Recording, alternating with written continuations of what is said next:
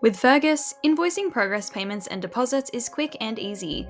Fergus keeps track of your invoices as you go, so you'll always know exactly where you stand on every job.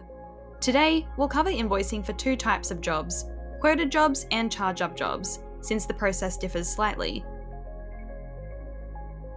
For quoted jobs, or estimated jobs, start by heading to the invoicing section in the job card. To invoice a progress payment or deposit, click Create Invoice from Quote on the right-hand side. You'll see three options.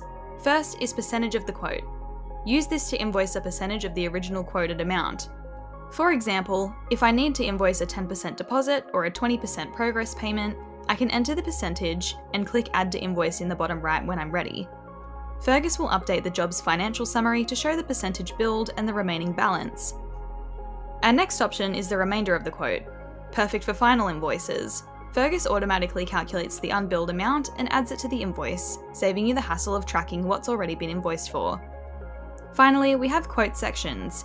If you've split your invoice into sections, for example stages of a project, you can invoice for individual sections as needed.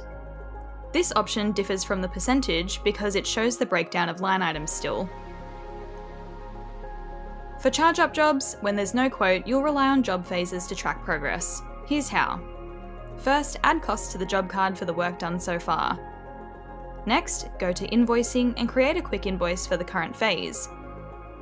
Approve the invoice, tick off the completed phase, and email the invoice off.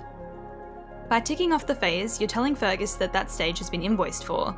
So Fergus will prompt you to either put the job on hold, create a new phase, or mark the job as complete. If you're continuing the job, create a new phase at this stage and track costs against it. Your original phase should be greyed out and marked as invoiced. When it's time to invoice again for the next progress payment, Fergus will only include costs for the new phase.